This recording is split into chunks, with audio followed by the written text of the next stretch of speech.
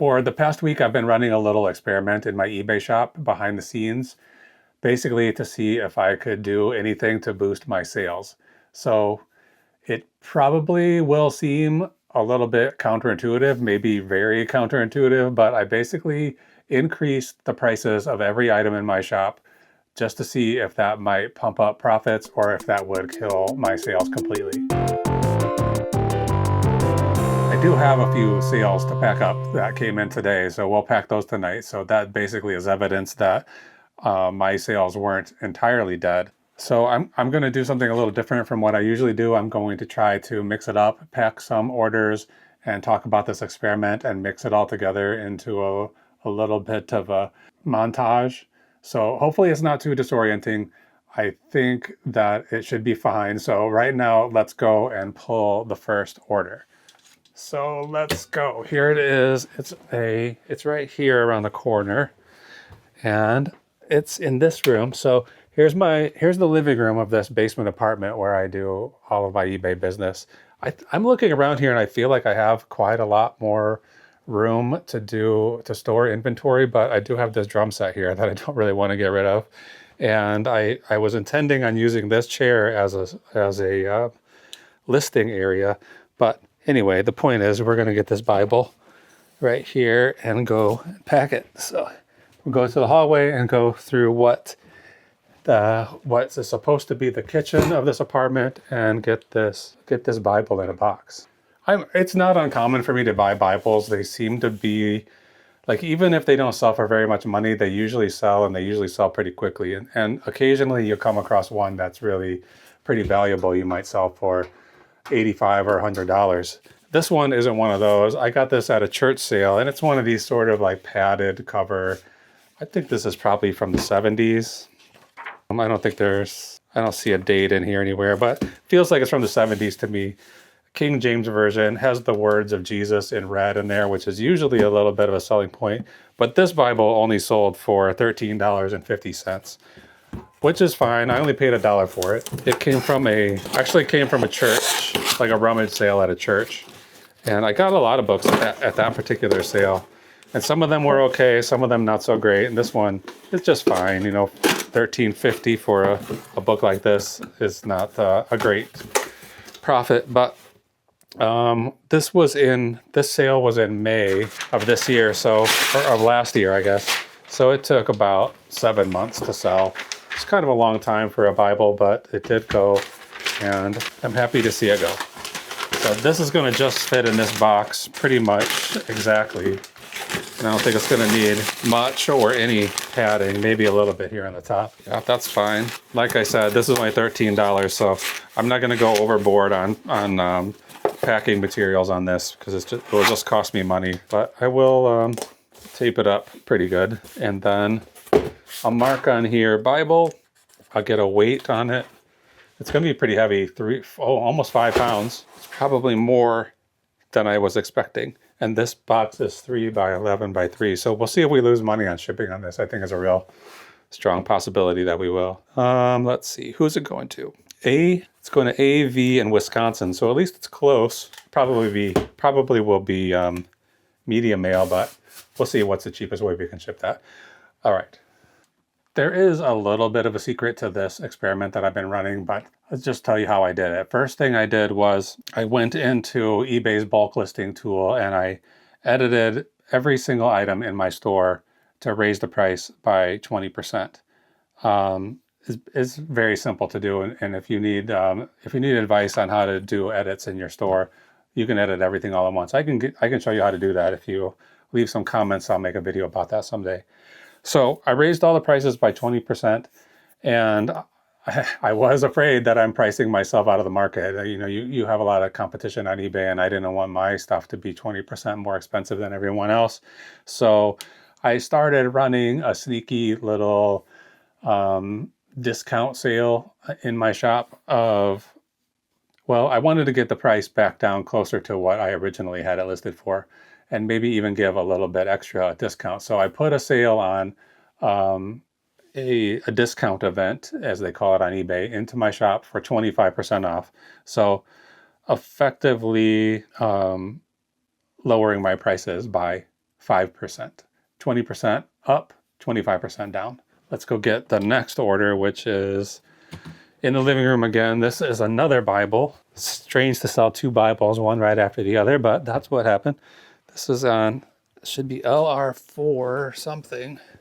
So should be right here. I can't find it. This is LR4, living room 4. Here it is right here. Let's go to the kitchen, get this one packed. All right, so this is called the Women of Color Study Bible. I think I got this from that exact same sale. Let me get my phone.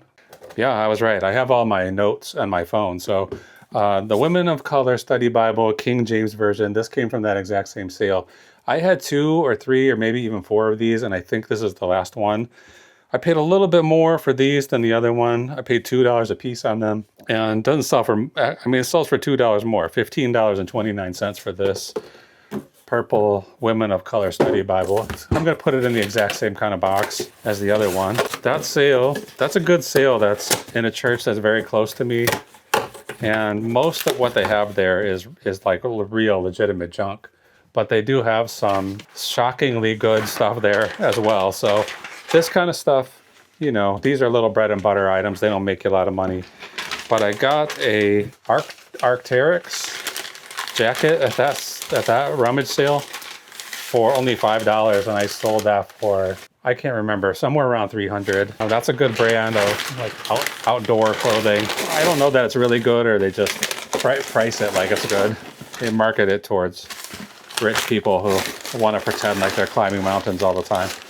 But yeah, they do that sale twice a year. They do it 3 times a year. It's a strange setup. They do it like one Friday and Saturday, and then the next Friday and Saturday, and then they skip a week and do it on the next Friday and Saturday after that. So I don't know why they do it, stretch it out like that, but that's how they do it. And the people there, they're very nice, and they just, you know, they don't know what they've got in some cases. I bought some My Little Ponies there one time, and the lady was apologizing for how expensive she was charging me for them, and I think it was 50 cents a pony or something like that. I'm going to write Women Color. And this Bible weighs less, 4 pounds, 13 by 11 by 3, and then we're shipping this to VJ in North Carolina. All right, here we go.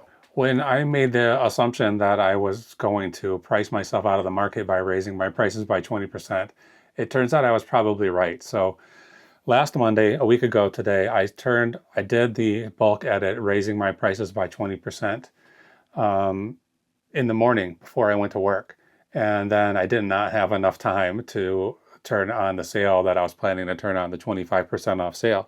So that entire day, I basically got no sales. Late in the evening, I got one sale it was like one single paperback book that sold for a profit of about $11. So I needed to get that sale turned on quickly before I went broke.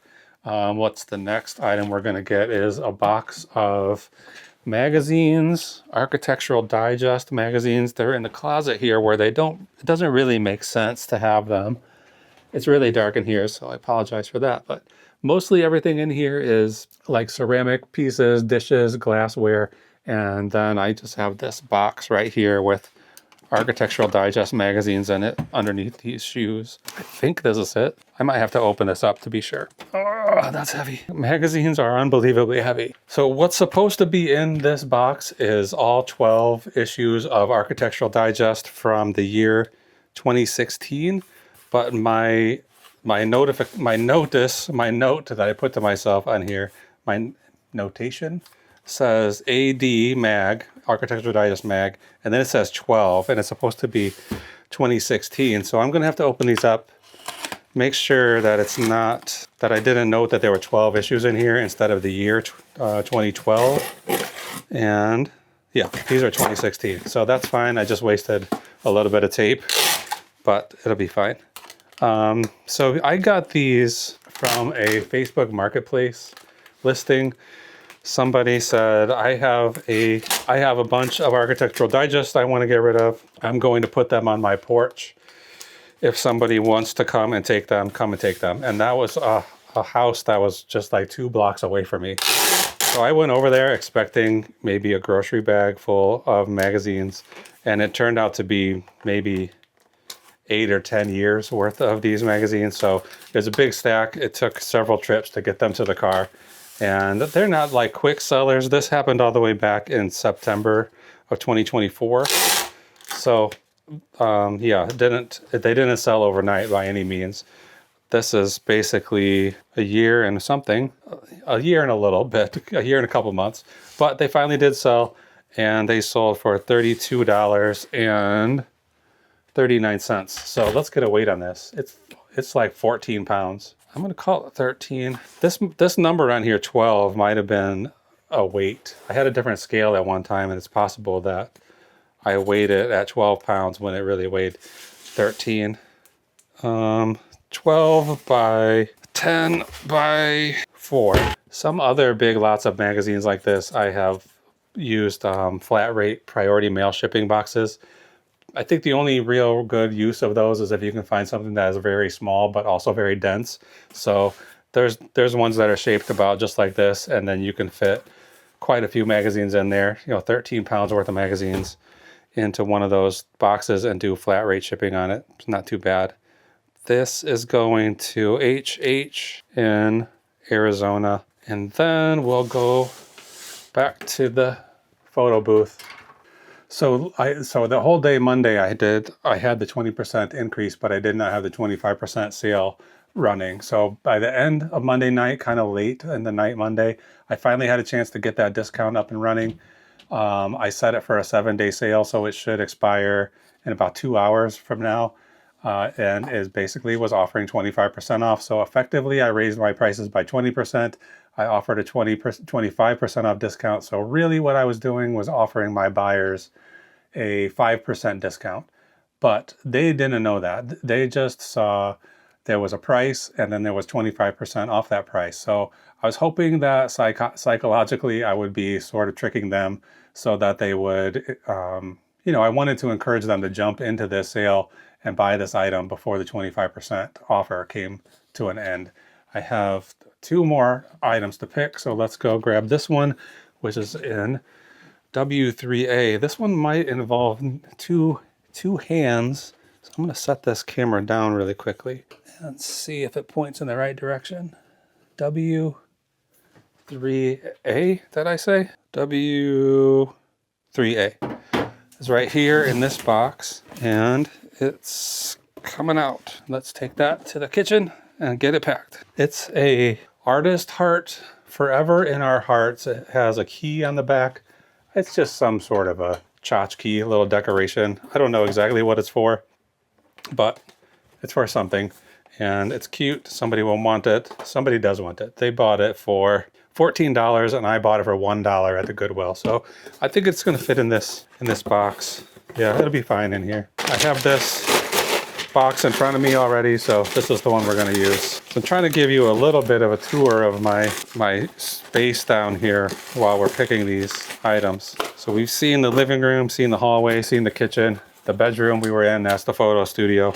And then in a second, we're going to go to my auxiliary storage room, like a room that's not really supposed to be used for inventory, but I do have some stuff in there. So this is a heart. It's very light, 11 ounces, 10 by 7 by 3. And this is going to TH in Ohio. Okay, let's go look at what happened with this experiment. So did this experiment work? Well, there's no way to really know, because there are so many variables when it comes to selling on eBay that just changing one little aspect, like the price, or whether something is on sale, or promoted listings, that's been on a lot of people's minds lately. So for instance, in this case, I'm going to compare this week to the week before, when there were no sales, no increase in price, and no sales. And the problem here is that week started on December 28th. So it fell right into the time between Christmas and then into New Year's Eve and New Year's Day. This is a time when sales are, typically not that high. So at least for me, they aren't. It's usually like one of the lowest periods of the year for me. So here's a spoiler alert. I did get a few more sales this week, but I don't know if it was because of this 25% off sale trick, or it was just because last week people were experiencing the holiday blues. But as soon as we pack this next order, I will tell you the outcome. I'll give you the exact numbers, and then I'll let you decide for yourself if this was a successful experiment. All right. So, like I said, this item is all the way back in my auxiliary storage room, which is really supposed to be for, I had intended to use it mostly just for boxes, storage of boxes, but I was running out of room one day and I started putting inventory in here. So right here on this shelf, this item sold on Mercari, one of the few items I sold on Mercari lately, really ever. But I have a few items right here that I have listed on Mercari because they were, let's turn the lights off as we leave. These are, over the years, I've had a few things where eBay removed the listings because of whatever policies they have. And I relisted those items on Mercari with the hope that they would get sold there. And like I said, I have had very little sales on Mercari. I put a bunch of stuff on there maybe was it 2 years ago or a year ago when they changed their fee structure so that sellers didn't have to pay any fees. I put quite a few things on there, and I sold quite a few things there in that first week or two. And in retrospect, I think it turned out to be because at that same time, they also made it so that if you wanted to cash out your money from Mercari, you had to pay a fee. And I think a lot of sellers there started trying to just buy stuff with whatever money they had in their account rather than pay the $2 or $4 or whatever they were charging to cash out. So I think pretty much everything I sold there was probably from some other seller who was then going to relist it or list it on eBay or something. Who knows what they did with it. But I do have a few things listed there. All this contraband stuff that's not allowed to be sold on eBay. In this case, I got a handful of these Amazon vests.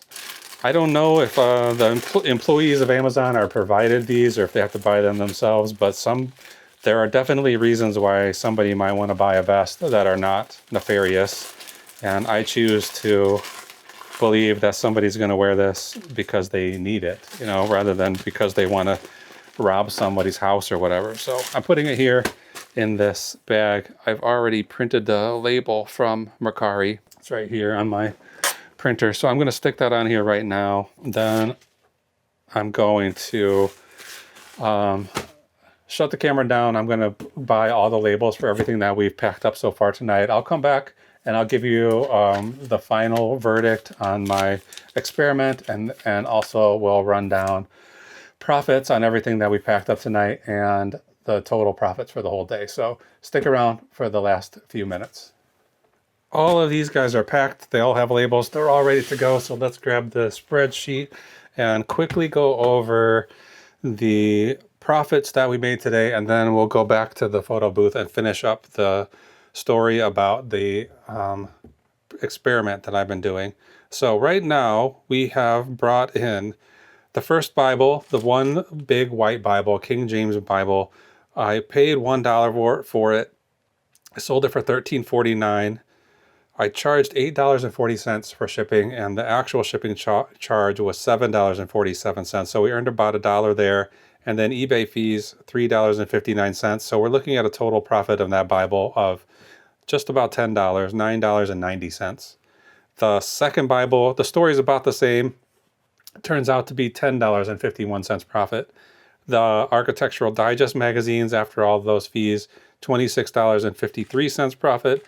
And that little art heart, $11.81. And then finally, the Amazon vest going out to a Mercari buyer, $11.71.